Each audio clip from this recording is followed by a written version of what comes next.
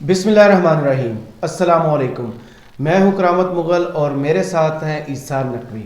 نقوی صاحب آج کل مریم نواز بہت زیادہ پولیٹیکلی ایکٹیو نظر آ رہی ہیں. ان کی پریس کانفرنس ہو رہی ہیں, تنظیمی کنونشنز ہو رہے ہیں, انٹرویوز ہو رہے ہیں, میڈیا پہ چھائی ہوئی ہیں. ایک تو آج انہوں نے یوتھ کنونشن سے خطاب کیا ہے, اس کے بعد انہوں نے عادل شاہ زیب صاحب کو ایک تاریخی قسم کا انٹرویو بھی دیا ہے. پہلے میں چاہتا ہوں کہ آپ ان دونوں چیزوں کو تھوڑا سا سن لیں, اس کے بعد اس پر بات کرتے ہیں. لوگ بھی سن لیں نا تاکہ پتہ چلے کہ جی لوگ بھی سن کس حوالے سے بات کر رہے ہیں. یہ ہے ڈسٹرکٹ یوتھ کوآرڈینیٹرز پنجاب سے جو ان کا خطاب ہے نا, اس کا ایک کلپ آپ کو سنواتے ہیں. میں شیئر کرنا چاہتی ہوں. میں نواز شریف صاحب پرائم منسٹر تھے اور ہم ہیلی کاپٹر میں جو انہوں نے نواز شریف صاحب کا پروگرام تھا, ہیلتھ پروگرام, جس میں ہیلتھ کارڈ جو تھا, اس کے لیے ہم آزاد جموں کشمیر میں مظفر آباد میں وہ لانچ کرنا تھا. تو ہم جب ہیلی کاپٹر میں بیٹھے تو پرائم منسٹر کو آ کے ان کے جو سیکیورٹی کے انچارج تھے, انہیں ہیلی کاپٹر میں ان کو ایک کاغذ دیا. میں یہ بات بالکل حلفاً, انہوں نے ایک کاغذ دیا اور انہوں نے اس کاغذ پہ لکھا تھا کہ آج آپ کی جو فلائٹ ہے ہیلی کاپٹر کی, بنی گالا کے اندر چھپ کے دہشت گرد, کیونکہ ان دنوں ضرب عضب اور رد الفساد چل رہا تھا, کا دہشت گرد وہاں پر وہ لانگ رینج وہ لگا کر بیٹھے ہوئے ہیں ویپنز, اور وہ فائر کریں گے ہیلی کاپٹر پہ, تو آپ نہ جائیں. ابھی ہیلی کاپٹر ہم بیٹھے ہیں, سیٹ بیلٹس باندھ رہے تھے, تو میاں صاحب نے وہ مجھے دکھایا. تو میاں صاحب نے اس کو کہا زندگی اور موت اللہ تعالیٰ کے ہاتھ میں. مظفر آباد میں عوام میرا انتظار کر رہی ہے, آپ راستہ بدل لیں لیکن میں جاؤں گا. یہ ہیلی کاپٹر کو ابھی ٹیک آف کرائیں.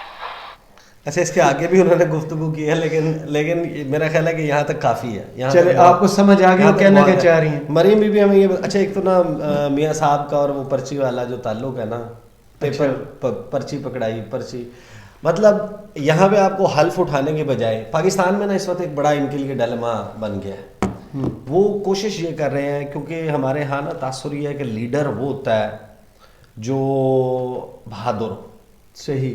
اور مریم بی بی کے لیے اس وقت ایک بہت بڑا مسئلہ ہے, اور مسلم لیگ نواز کے لیے, کہ انہوں نے یہ ثابت کرنا ہے کہ لندن میں بیٹھے ہوئے میاں نواز شریف سے زیادہ بہادر لیڈر کوئی نہیں ہے پاکستان کا, نہ پاکستان کی ہسٹری میں. اتنا لمبا گیپ ہونے کے باوجود, فاصلے کے باوجود, ہاں, کوئی 7,000 کلومیٹر دور جو بیٹھا ہوا شخص ہے نا, وہ بہت بہادر ہے. جو اتنے عرصے سے پاکستان نہیں آ رہا تو وہ بہادر ہے. اس میں نا جھول ہے. یہ جو واقعہ انہوں نے سنا ہے, مطلب وہ حلف اٹھانے کے بجائے یہ بتاتی کہ پرائم منسٹر صاحب, پہلے تو میں آپ کو اس کی ذرا کہانی سن لینا, انہوں نے کہانی کیا سنائی ہے, اس کو ذرا سمجھنے کی کوشش کریں. یہ ایک بتا رہی ہیں کہ وہ جا رہے ہیں مظفر آباد ہیلتھ کارڈ کے لیے.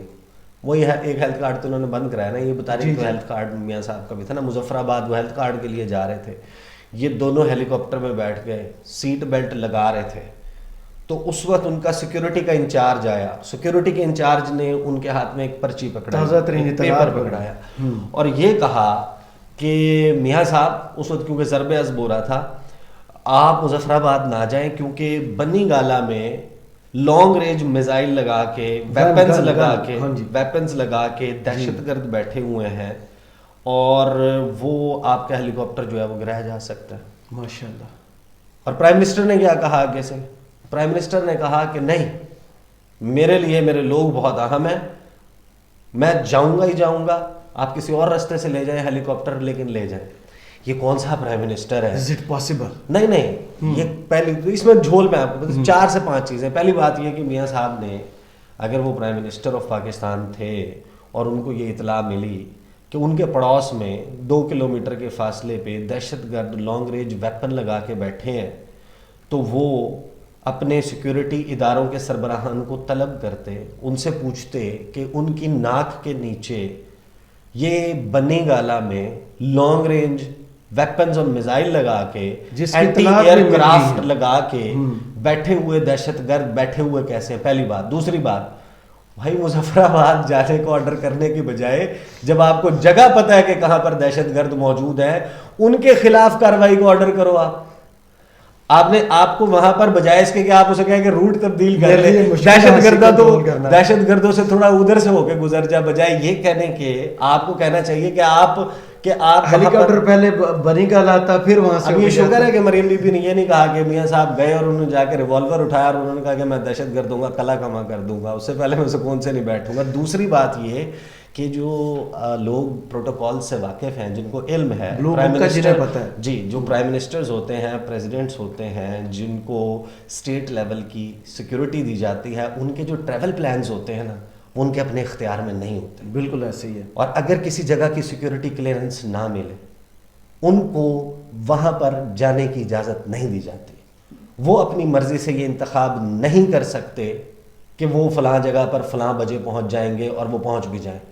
یہ بات اپنے ذہن میں رکھیں کہ جب پرائم منسٹر نے جانا ہوتا ہے, یہ جتنے بھی, چاہے عمران خان صاحب کا G11 مرکز میں جو سٹالز ہیں ان پر جانا ہو, چاہے پرویز مشرف کا راولپنڈی لیاقت باغ کے قریب مری روڈ سے گزرتے ہوئے دی گراٹو جلیبی والے کے پاس رک کے جلیبیاں کھانا ہو, چاہے میاں محمد نواز شریف کا کہیں جانا ہو, چاہے شہباز شریف صاحب کا موٹر سائیکل پہ بیٹھ کے سیلاب زدہ علاقوں کا دورہ کرنا ہو, چاہے وہ جن کو بلا کے غریبوں کو جفیاں ڈال کے فوٹو آپ ہوتا ہے ہمارے تمام لیڈرز کا, وہ سارے کا سارا ویل پلانڈ ہوتا ہے.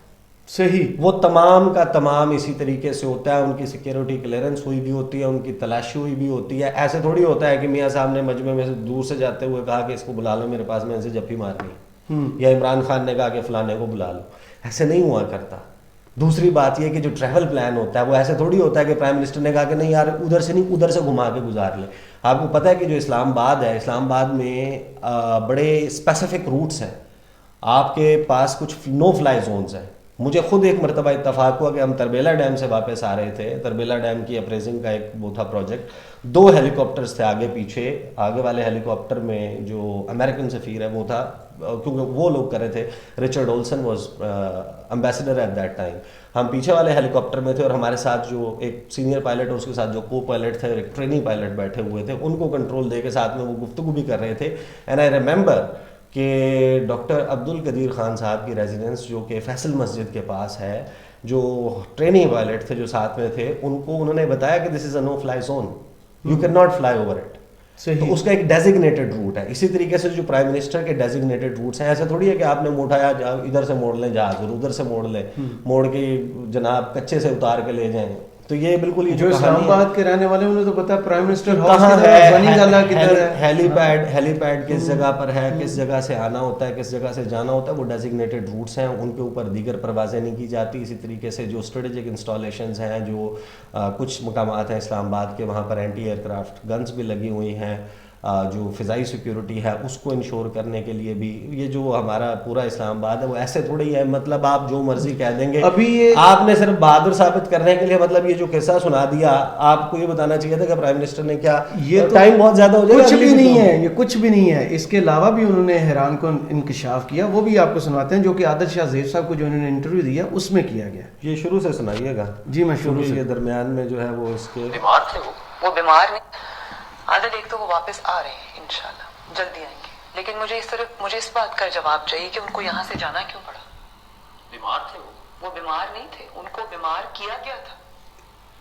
ان کو کچھ ایسا دیا گیا تھا جس سے نیب کی کسٹڈی میں ان کے پلیٹلیٹس ڈراپ کیے تھے.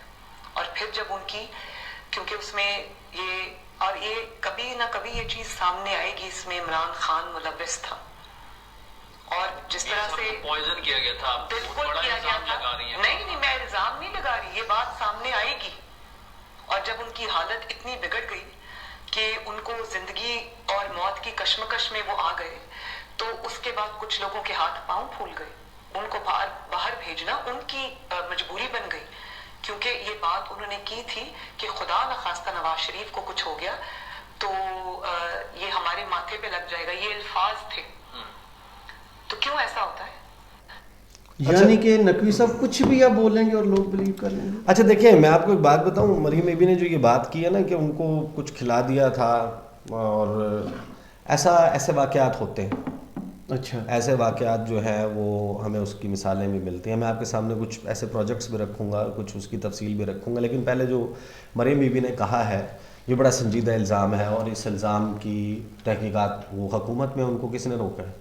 10 مہینے سے وہ گورنمنٹ میں ہیں. ان کے نواز شریف جن کے بارے میں جن کو زہر دیا گیا ہے, وہ زہر دینے والے کے چھوٹے بھائی جو ہیں وہ پرائم منسٹر آف پاکستان ہے، اور آپ کے پاس تو you have all the more reasons, آپ کے پاس تو پوری وجہ موجود ہے کہ آپ کا پولیٹیکل اپوننٹ ہے، آپ اس کو پکڑیں، پھر زہر دیا عمران خان نے، عمران خان پیچھے تھا، عمران خان کے کہنے پر زہر دیا گیا، وہ جن کی تحویل میں تھے، جو افسران، جو سپرنٹینڈنٹ اور جو یہ الزامات لگاتی ہیں کہ نیب کا فلاں اور آئی ایس آئی کے فلاں، یہ الزامات لگاتی ہیں نا، ان کے آفیسرز موجود ہیں، وہ کیا ہوا میں اڑ تو نہیں گئے، تحلیل تو نہیں ہو گئے، ایگزسٹ کرتے ہیں نا یہاں پہ۔ جس شخص نے میاں صاحب کو اس دوران ہینڈل کیا، اس کے خلاف پچھلے 10 مہینے سے 11 مہینے سے آپ کی حکومت ہے، اپریل میں آپ کے چچا پرائم منسٹر بنے تھے، آپ کے وزیر داخلہ ہیں، آپ کی حکومت موجود ہے، اس وقت نگران حکومت بھی ماشاءاللہ آپ کا بڑا ساتھ دے رہی ہے، تو آپ اس کے خلاف انویسٹیگیشن کیوں نہیں کرتے؟ اگر آپ کو یاد ہو آپ تیاری کیوں نہیں کرتے؟ دوسری بات، یہ بار بار پریس کانفرنسز کرتی تھیں، ان میں ہر بیماری انہوں نے بتائی تھی کہ لیکن یہ والی بیماری زہر والا نہیں انہوں نے بتایا۔ دوسری بات یہ کہ دیکھیں، میں آپ کو بتاتا ہوں کہ یہ بیسیکلی ہوتا کیا ہے، ایسا ممکن ہے، ایسا ہو سکتا ہے، کن صورتحال میں ہوتا ہے، لیکن اس سے پہلے میاں صاحب جب یہاں سے انہوں نے پرواز کی ہے، وہ جو انگوروں کے فور گراؤنڈ میں انگور رکھے تھے نا، جی جی جب وہ لفٹ سے اوپر گئے ہیں، وہ اندر گئے ہیں، جہاز میں بیٹھ کے ایک تصویر جاری ہوئی، وہ جہاز میں بیٹھے ہوئے ہیں، غالباً انہوں نے ویسٹ کوٹ اور مفلر پہنا ہوا تھا، ایئر ہوسٹس نظر آ رہی تھیں، پیچھے سامنے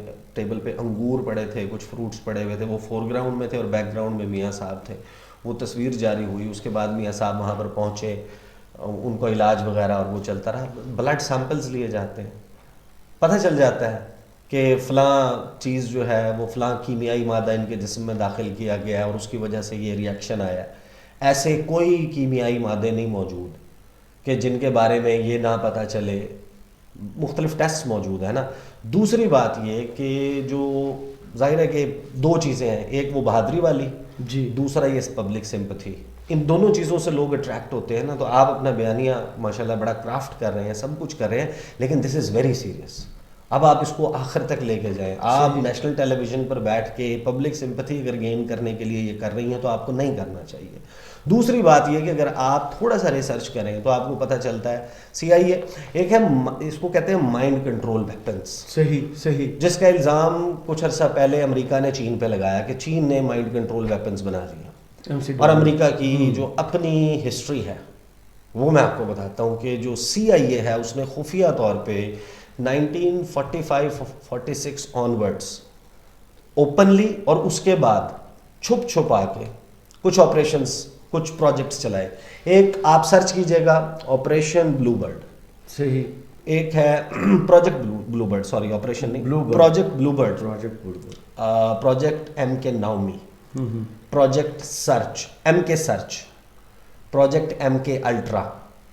ان کو جب آپ سرچ کرتے ہیں تو آپ کو پتہ چلتا ہے کہ جو دنیا کا سب سے خطرناک آپ کو ایجنسی بتائی جاتی ہے سی آئی اے، اس نے یہ پروگرامز چلائے، اور ان پروگرامز کے تحت جو سبجیکٹس تھے وہ پک کیے گئے، جو خاص طور پر اللیگل امیگرنٹس تھے، میکسیکو والے بارڈر پہ پکڑے گئے، افریقہ سے لائے گئے، کہیں اور سے لائے گئے، ان کے اوپر کچھ تجربات کیے گئے۔ اچھا، اور پھر ان تجربات کے بعد اپنے ایجنٹس کے اوپر، سی آئی اے کے جو اپنے ایجنٹس تھے ان کو اس عمل سے گزارا گیا۔ صحیح، اس میں ایل ایس ڈیز ان کو دی گئیں، ان کو جو ہے وہ مختلف قسم کی مورفین سمیت مختلف جو نشاور ادویات ہیں ان کا عادی بنایا گیا، ان کو نکالا گیا، کرنٹ لگائے گئے، مختلف جو ہے وہ ٹیکنیکس یوز کی گئی۔ اس میں سے ایک پروجیکٹ وہ بھی تھا جس میں انہوں نے پوری دنیا سے بنگالی جو عامل ہیں ان کو، کالا جادو کرنے والوں کو،